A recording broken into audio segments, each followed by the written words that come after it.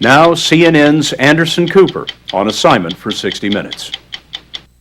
For years, educators have tried kids from the inner city to do just as well in school as kids from America's more affluent suburbs. Black kids still routinely score well below white kids on national standardized tests. But a man named Geoffrey Canada may have figured out a way to close that racial achievement gap. What he's doing has been called one of the most ambitious social experiments to alleviate poverty of our lifetime. His laboratory is a 97-block neighborhood in Harlem, which he's flooded with a wide array of social, medical, and educational services available for free to the 10,000 children who live there. It's called the Harlem Children's Zone. Ed Bradley first reported on Geoffrey Canada 3.5 years ago, but back then there was no way to tell if his Children's Zone was working. Today, however, results are in, and they're nothing short of stunning. So much so that the White House is now taking notice. For Geoffrey Canada, however, it's just a start. You grow up in America and you're told from day one, this is the land of opportunity, that everybody has an equal chance to make it in this country. And then you look at places like Harlem and you say that is absolutely a lie. So you're trying to level the playing field between kids here in Harlem and middle-class kids in a suburb? That's exactly what we think we have to do. If you grow up in a community where your schools are inferior, where the sounds of gunshots are a common thing, where you spend your time and energy not thinking about algebra or geometry, but about how not to get beat up or not to get shot or not to get raped. When you grow up like that, you don't have the same opportunity as other children growing up, and we're trying to change those odds. He's trying to change those odds on a scale never before attempted. His goal, to break the cycle of poverty in an entire neighborhood by making sure all the kids who live there go to college. That's what it's all about. You really believe that's possible, to break that cycle? Absolutely know we're going to do it.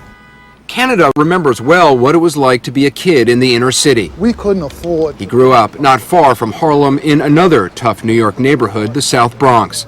Abandoned by his father, he and his 3 brothers were raised by their mother, who was barely able to get by. When I first found out that Superman wasn't real, I was about maybe 8.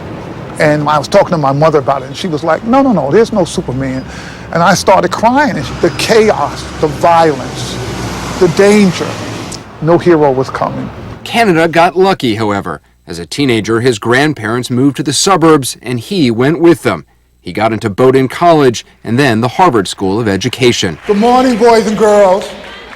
He's been working with kids in Harlem virtually ever since. To do it, Geoffrey Canada decided to build his own school in the Harlem Children's Zone.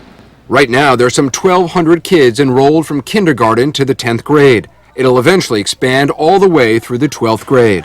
We've created a school to help you all become the smartest boys and girls in the country. It's a charter school, so Canada is able to run it his way, free from the bureaucracy and restrictions of the public school system. There's 1 adult for every 6 students. Classes are smaller and school days longer. Kids come in on Saturdays, and summer vacation, that only lasts 3 weeks. We will always ask permission before leaving the group? Yeah. Canada's long argued that investing in the Harlem Children's Zone would show a return. And now, for the first time, there's scientific data to prove it. He has done a remarkable job. Dr. Rowe is a professor in the economics department at Harvard. He's conducted the first independent statistical study of Geoffrey Canada's efforts to close the racial achievement gap in his school. What is the racial achievement gap? Black children in our schools are not performing at even close the rate as white children in our schools. So the average black 17-year-old reads at the proficiency level of the average white 13-year-old. 4-year difference in effective reading skills. That's huge.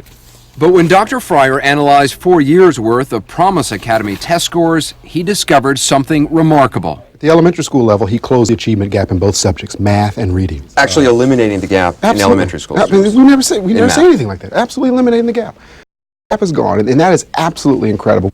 Last year, according to New York State data, 100% of Canada's 3rd graders scored at or above grade level in math. Good job. Narrowly outperforming their white peers in the city's public schools. 96? Is that the answer? Yes. Even more impressive, Canada's impact on middle schoolers, kids who enrolled in the Promise Academy in the 6th grade. They started out far behind grade level, but Dr. Fryer found that within 3 years they had virtually eliminated the achievement gap in math and reduced it by nearly half in reading. These are kids that a lot of people had given up on, and he showed that it's never too late. How will you know when the Children's Zone has worked? When I see my kids by the thousands with degrees, I will say this is what we set out to do, and we've done it. We've got our kids in the best schools in America. They're going to be successful. They'll be competing with everybody else all over the country. People will be looking for kids from Harlem, saying, oh, those kids are so great from Harlem. We need more kids from Harlem to come in. Then we'll be successful.